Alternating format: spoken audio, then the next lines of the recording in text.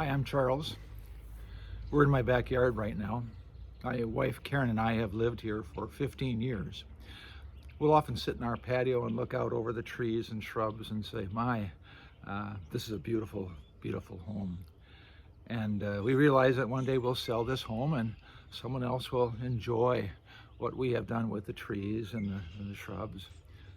We're leaving a legacy to some family. That's kind of exciting to think about.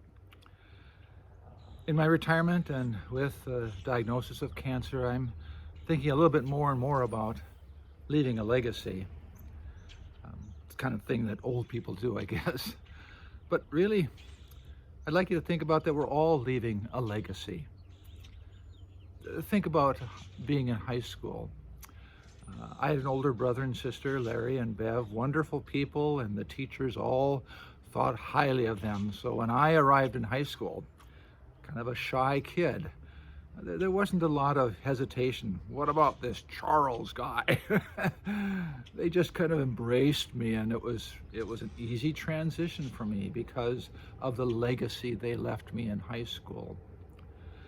I think of high school yearbooks, and they kind of show, well, what's the legacy of each of the people there? And a very narrow scale of what the legacy might be, athletics or band or drama. But you kind of get the sense of there's this good legacy people remember. Oh, yes. And there's the not so good legacy. Oh, yes. But there's also the legacy of don't remember that person.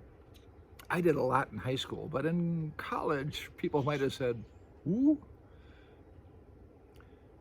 As you're going through life, not just at the very end, I'd like you to think about we're always leaving a legacy, whether it's with our family or co-workers or the person who works at Quick Trip and we just have a 30-second encounter with them. Jesus says, let your light so shine before others that they may see your good works and glorify your Father who is in heaven. I think he's talking about legacy, an everyday legacy. And by that I think we're not to be preachy, shaming people. Well, I run 20 miles a day and I eat nothing but kale. Not teaching. Well, you do these 15 things like me and you'll have a great life. But just being. Light doesn't preach. Light doesn't teach. Light just is, and we're all wanting to get into that. Recently, we reconnected with a couple that we knew 45 years ago. We kind of drifted apart. And on FaceTime, we've met now twice and said we want to get to know each other again. And I just kind of talked about, since retirement for my wife and I, we've done no travel. And we're going to travel somewhere, do something each month. And the couple that we were talking to said, carpe diem, seize the day. Oh yeah, that's right. That's what we're doing, isn't it? And I think that's the way it is with a legacy. You don't have to tell people. They tell you. The interesting thing is, within 10 minutes, they've said, we want to do that too. And we had planned a trip to northern Wisconsin to spend a couple days together. Carpe diem.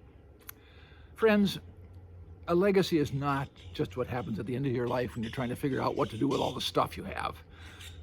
Your life, every day is your legacy. For me, it's carpe diem, or today is the day the Lord has made. Let us rejoice and be glad.